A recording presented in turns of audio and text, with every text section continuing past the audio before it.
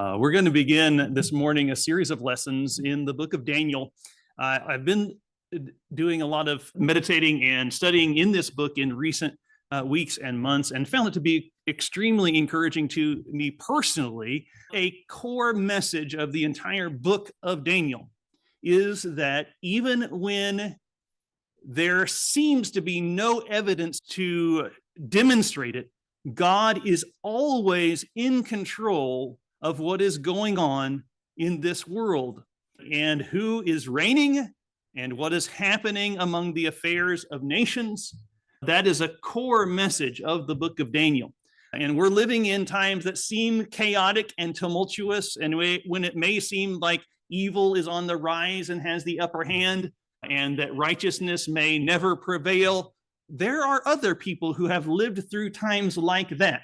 Daniel was one of those people, and he demonstrated that because of his faith, he was able to remain faithful and fruitful in the most adverse circumstances and be used by God to influence the powers and authorities and kings and nations where he was.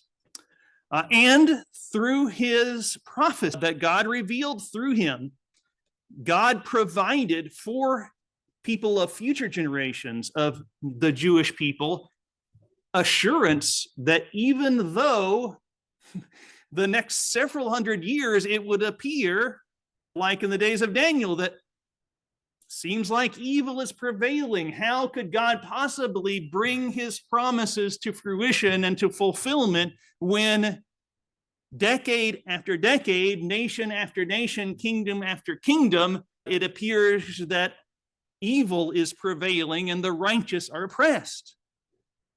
Daniel is God's preparation for his people to bring them through that period and to give them the confidence that he was in control, in spite of the fact that there was not a lot of evidence to demonstrate that, to bring them through until he did bring his Messiah into the world. And that Messiah, Jesus, has come. His kingdom has been established. And it is victorious over evil. Satan has no chance of prevailing in the battle between good and evil. And so if we're living in a period of time when it appears that evil has the upper hand, that's all it is. It appears that way. The reality is evil has already been conquered by the blood of Jesus Christ, and nothing can change that. And it's up to us to understand and believe that. Daniel will help us see that reality in Daniel's day and for the centuries between Daniel and Christ, how God prepared his people, gave them the roadmap that would allow them to be confident that he is in control. We have a roadmap today. It says, follow Jesus until you reach heaven. What happens in between may look like evil is prevailing, or it may look like righteousness is prevailing. But there's a path where Jesus trod. It's marked by his footsteps. It's marked by the blood of Christ. That is where we need to walk until we reach our heavenly home.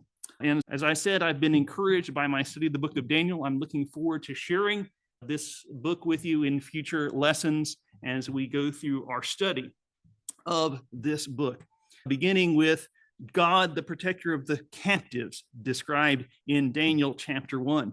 But since we're beginning this book together, I'd like to give us a picture of the background and context surrounding it. And I'll use this timeline that we've used in our Bible Basics class in previous lessons, giving a 17-part kind of outline or timeline of Bible history.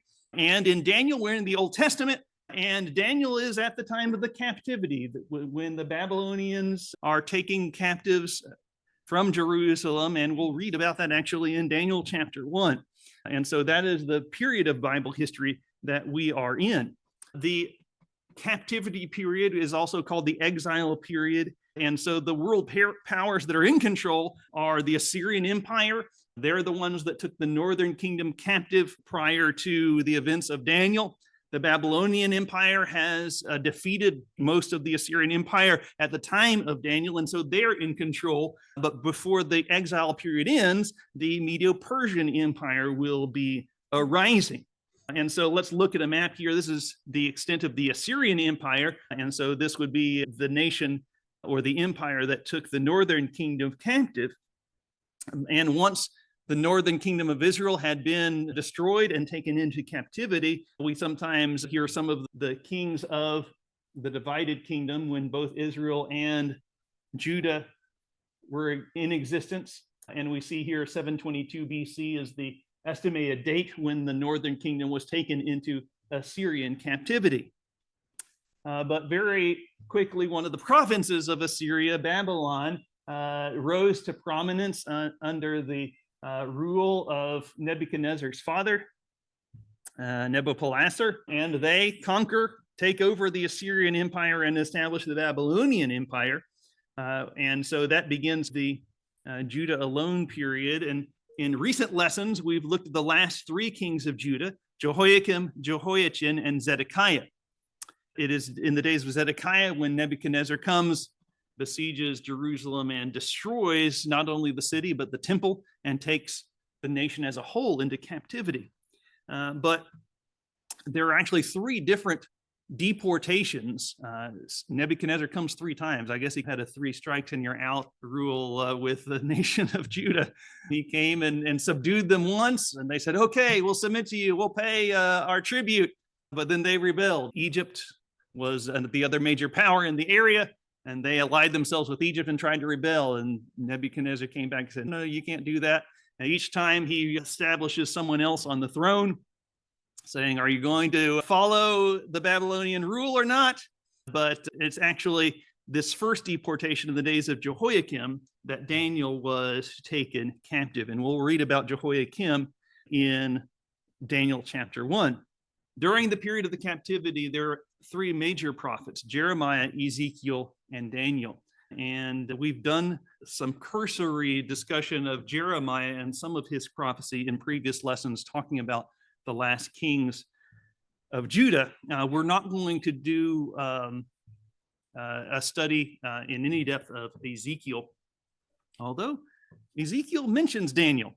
We are going to focus on Daniel as our primary prophet during the period of the exile, and that's because his life completely spans the 70-year captivity. He was taken from Jerusalem and goes into Babylonian captivity, and he is alive. In fact, it appears to me that in part because of his prayer saying, Lord, you promised in 70 years to restore Jerusalem, please do that.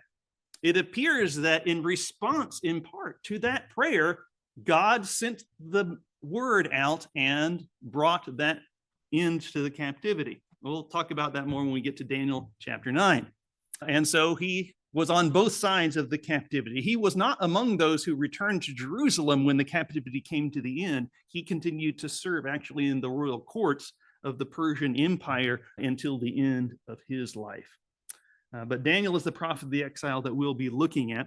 And so now let's turn to our Bibles in Daniel chapter 1 and find how it came about that he, although he was born in Jerusalem, he was actually of the tribe of Judah, of the royal family.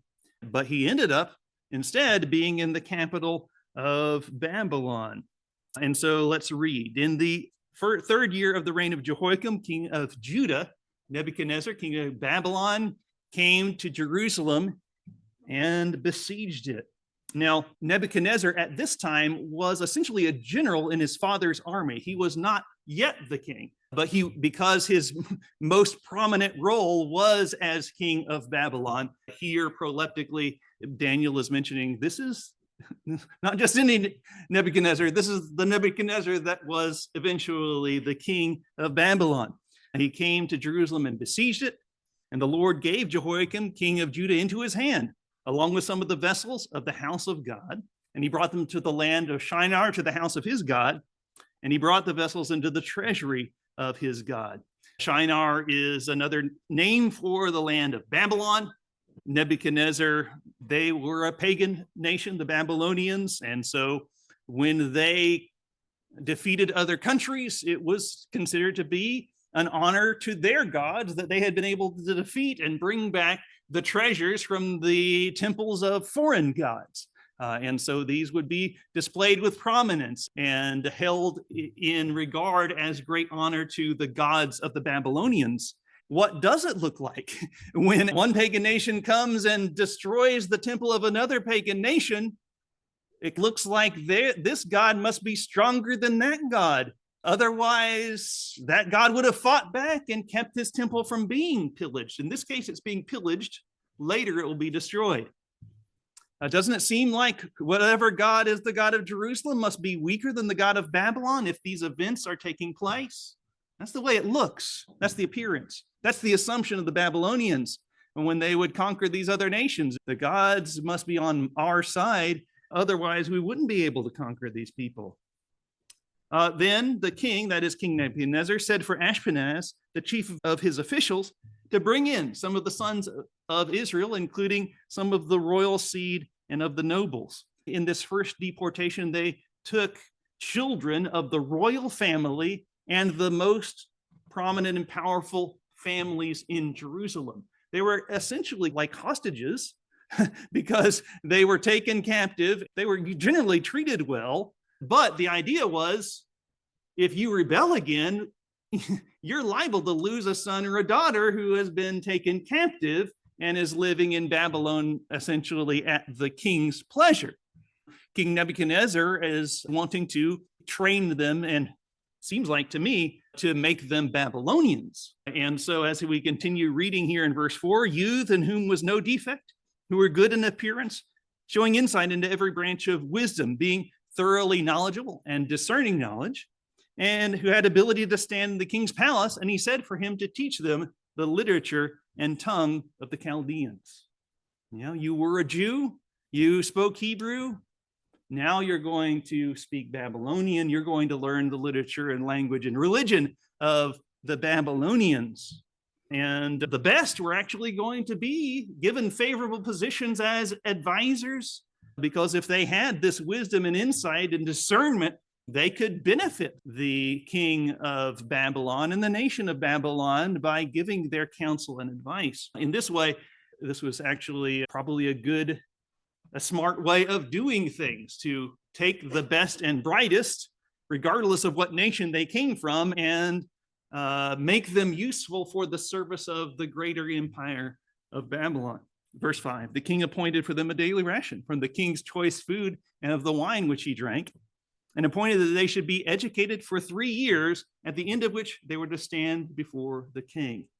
A 3-year training for these men from Judah, and then they're going to stand before the king to be in service in his court. Now, among them from the sons of Judah were Daniel, Hananiah, Mishael, and Azariah. These were the names their parents gave them. These were their Hebrew names that they were given in the land of Israel. But they're going to be taught new ways. They're going to be eating different foods. They're going to be speaking a different language. Verse 7. Then the commander of the officials set names for them. And for Daniel, he set the name Belteshazzar, for Hananiah, Shadrach, for Mishael, Meshach, and for Azariah, Abednego. He's even changing their names. And although it's hard for us to recognize this because we don't speak Hebrew, we probably don't speak Babylonian, but the Hebrew names honored the Hebrew God. The Hebrew God, Yahweh, shows up in Hananiah and Azariah. The end of that word is the short name for the personal name of God. And El was the Hebrew word for God. And so Daniel is named after the God of Israel. Same with Mishael. And they're not called by those names anymore. Instead, they're given these charming names. Belteshazzar. If these names sound harsh and foreign, that's because they were. Shadrach, Meshach, and Abednego, which were named after the gods of the Babylonians. Bel was a Babylonian god. Nebo, or Nego here, is a Babylonian god. And so is the idea here to obliterate their Hebrew identity by even giving them different names? It appears to be the case. Is that what's going to happen? It really depends on these Hebrew youths, doesn't it? There's a lot of things they could have thought to themselves. When in Rome, do as the Romans do. Or in a more despairing or discouraging sense, they could say to themselves, we've been abandoned by our God. Otherwise, why would we be in this foreign nation, eating foreign food and being forcibly given foreign names? Many of your Bibles, when it's talking about the captain of the officers, the New King James Bible calls it the captain of the eunuchs. And that's probably because these men were made eunuchs. And so if that was the case, they also had no hope of having a family of their own, or children, or future generations. And so would they feel abandoned? Was the potential there for them to feel abandoned by the God that they were raised worshiping and serving? What was going to happen? Was their Hebrew identity as descendants of Abraham and having those covenant promises going to be erased? It really seems like that was the intention of Nebuchadnezzar and the Babylonian government, to remake these people to the standard of Babylonian society. And so it was up to these young men, very young, separated from all that they knew, from their family, from their home, from their parents, from their society, from the temple of God, to decide if this program of the Babylonians was going to have its intended effect. And as we continue reading, we see a trial by food. Verse 8, but Daniel set in his heart that he would not defile himself with the king's choice food or with the wine which he drank. So he sought permission from the commander of the officials that he might not defile himself. Imagine. Daniel said, I don't know what's going to happen, but I am not going to defile myself by violating the Jewish dietary laws. The king said, here's what these boys are going to eat while they're being trained. Daniel said, I'm not going to do that. And so he says, would it be okay? I have some dietary preferences here. Do you mind? Let's see what answer they got. Now, God granted Daniel loving kindness and compassion before the commander of the officials. The person who was directly in charge of them saw something about Daniel and his brethren that was favorable, that was attractive. Could say a similar thing in a very similar situation that happened to Esther. God granted her favor when she was brought into the king's courts in the kingdom of Persia. Do you see? Is God in control or is he not in control? It appears that he's not in control because these faithful Hebrew children are being transported, exiled to a foreign land. But now that they're there, God is causing favor to come upon them from those who have the ability to make decisions about them. Now, what is going on here? The commander of the officials is sympathetic to Daniel, but he is not going to go out on the limb for Daniel, and he explains that to him in verse 10. The commander of the officials said to Daniel, I'm afraid of my lord the king, who has appointed your food and your drink. For why should he see your faces looking more haggard than the youths who are on your own age? Then you would make me forfeit my head to the king. And so the commander of the officials says, I'm responsible for how you look, how fat and healthy you appear. And if anybody under my charge starts wasting away and looking inferior, Nebuchadnezzar is going to come along and he's going to hold me personally accountable. And this may seem a harsh sentence for this official to lose his head just because some of his charges are skinny. But if we continue reading in the book of Daniel, this is the same king who says in the next chapter to the wise men that if they don't tell him the dream and the interpretation, that they'll be torn limb from limb and their houses will be made a rubbish heap. And Daniel says to Belshazzar, Nebuchadnezzar's descendant, the later king, that all the people were in fear and dread before Nebuchadnezzar, whomever he wished he killed, and whomever he wished he kept alive, whomever he wished he raised up, whomever he wished he made low. And so Nebuchadnezzar was used to getting his way, and he was used to enforcing his way by killing the people who made him mad or didn't follow through. So when he says, I'm afraid of my Lord the king, he means it, and he has a good reason to. So now Daniel has said, please don't compel me to defile myself with this food. But the person who has the decision to make says, I'm sorry, I can't give you any slack. My head's on the line. Let's continue reading verse 11. Daniel said to the overseer, whom the commander of the officials had appointed over Daniel, Hananiah, Mishael, and Azariah, please test your servants for 10 days, and let us be given some vegetables to eat and water to drink, and let our appearance be observed before you, and the appearance of the youths who are eating the king's choice food, and deal with your servants according to what you say. I told you the commander of the official has authority in this matter. He is delegating some of that authority to some overseers. It appears that the total number who are being trained for this 3-year education period are being divided up into groups. And this overseer that's mentioned in these verses is the one that's appointed to Daniel and his friends. And so Daniel, having gotten a no from the commander of the officials, goes then to the overseer and says, I'm not asking for anything permanent. Just test us for a short period of time and see if we're actually wasting away because we're not eating the king's choice food or not. And basically, he's saying, once you see, then we'll be satisfied with whatever decision you make. Now, this is Daniel's faith in action, because it was going to depend on God how they looked after 10 days of eating. And so he's confident that God will allow them to pass this test. Verse 14, he listened to them in this matter and tested them for 10 days. And so they're eating vegetables. Everyone else is eating the king's choice meat. They're drinking water. Everyone else is drinking the king's wine. Verse 15, at the end of 10 days, it was seen that their appearance was better and that they were fatter than all the youths who had been eating the king's choice food. And so by following the dietary restrictions of the law of Moses, they're not just looking as well as the other youths, they're looking even better.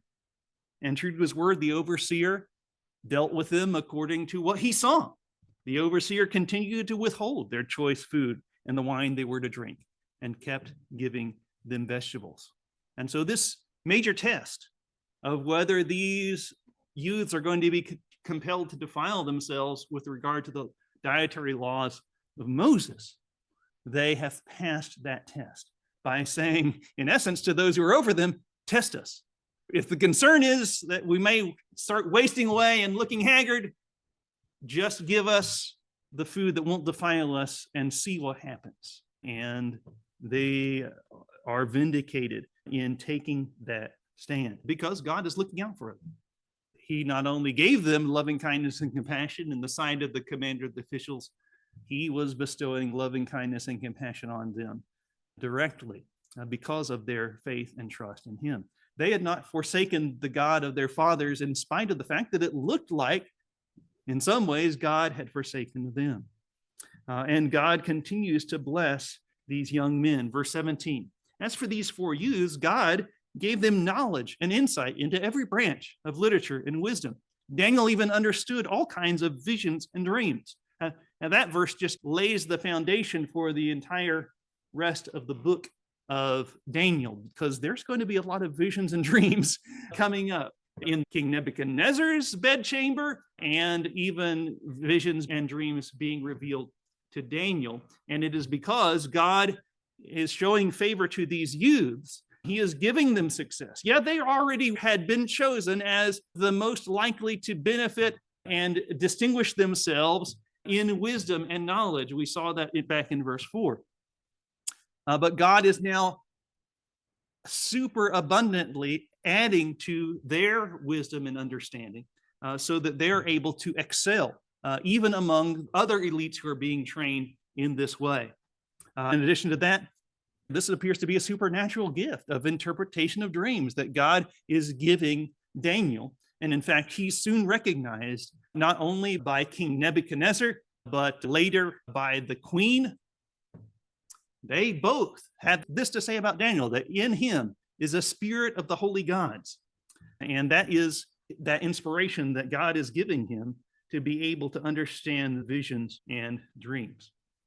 All right, but before they can proceed, they have to pass the test. It's a final exam. They've had a 3 years education, but the final exam is actually before Nebuchadnezzar. You remember that guy who the overseer said, if I don't make him happy, my head might not stay on my shoulders. That's who they have to stand before. Verse 18, then at the end of the days, which the king had spoken of for bringing them in, the commander of the officials brought them before Nebuchadnezzar. And the king talked with them. And out of them all, not one was found like Daniel, Hananiah, Mishael, and Azariah. So they stood in service before the king. Do you think this was an easy test? In essence, he was going to see whether they were going to be added to his group of wise men. Very likely they would be admitted, if they passed, they would be admitted to the lowest ranks of the wise men. And maybe they might have the opportunity to move up over the years if they distinguished themselves. If they failed this test, he wasn't going to execute them for not being worthy to serve as one of his wise men, but they would be probably serving in lesser roles within the court of King Nebuchadnezzar. Did they pass the test? Yes, they did. Not one was found like these 4 Hebrew lads who had determined not to defile themselves. Verse 20, not only that, but as for every matter of wisdom and understanding which the king sought from them, he found them 10 times better than all the magicians and conjurers who were in all his kingdom.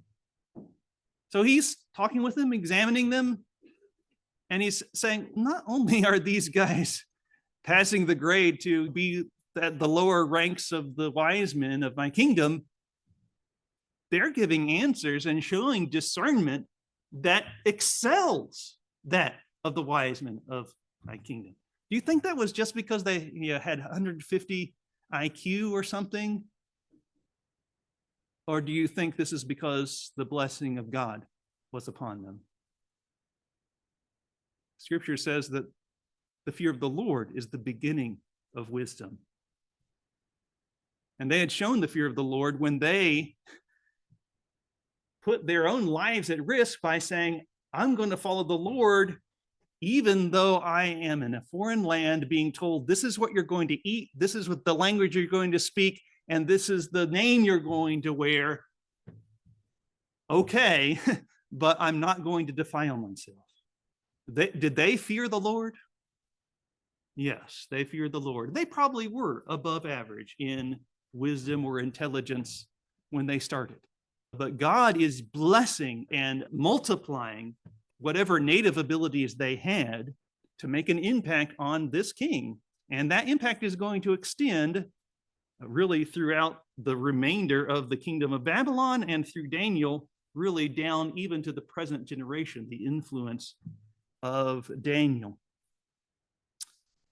And Daniel continued until the first year of Cyrus the king. That's how this chapter ends. That's referring to the first ruler of the Medo-Persian Empire, which is the empire that will arise. So Daniel's influence spanned the entire Babylonian Empire, but also then began influencing the following empire as well. And we'll see that as we continue our study in the book of Daniel, Lord willing. I guess I'll just share a personal anecdote. When I was young, I became a Christian at a relatively young age, just before I turned 12. But I'm sad to say that during my teenage years, I did a lot of things right as far as going to church and knowing the Bible and doing some teaching and even some preaching when I had opportunities. But there were aspects of my life where I was not following Jesus, particularly when I was at high school. I was not acting as I should have when I was around my peers in classes and at school. And that wasn't good because I had determined to follow Jesus, but then I was only half following Jesus. And so really it was when I went away to college. I went to classes at Florida College and was away from home. And then I realized, you know what? If I keep being a half Christian, I'll probably just keep becoming before long, I'll probably be a quarter Christian. And after that, an eighth of Christian. And I may not end up being a Christian at all if I continue in that path. I had to decide whether I really was going to make the faith that I had been brought up on my own or not. And I'm glad that I had the chance to reconsider my path at that stage in my life, and to do so under favorable circumstances. There were a lot of people around me that were encouraging me to do what was right. But Daniel, he had to make that decision under the most difficult circumstances. Am I going to follow in the faith of my fathers? Am I going to be fully a child of Abraham and a member of the covenant of Israel or not? And we have those same decisions to make. And so our young people, we try to raise them and teach them the ways of the Lord, but they have to make the decision for themselves. Am I going to make this my own? There's a lot of people who are just half Christians. Will being a half Christian allow you to get all the way to heaven? I'm not sure. I want my kids to get all the way to heaven. I want to get all the way to heaven. And so I need to not be a half Christian, but a wholehearted Christian.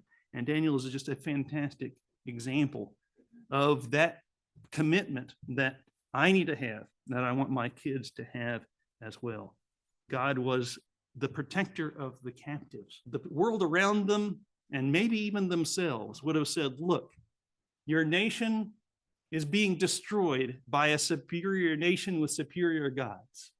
There's no reason for you, now that you've been totally exiled from your home and family and your faith, to try to remain faithful to this God. And yet, these four men, Daniel, Hananiah, Mishael, and Azariah, trusted in the Lord, did what they could to remain faithful, and were blessed by God. And we'll see the result of that faith as we continue our study of the book of Daniel.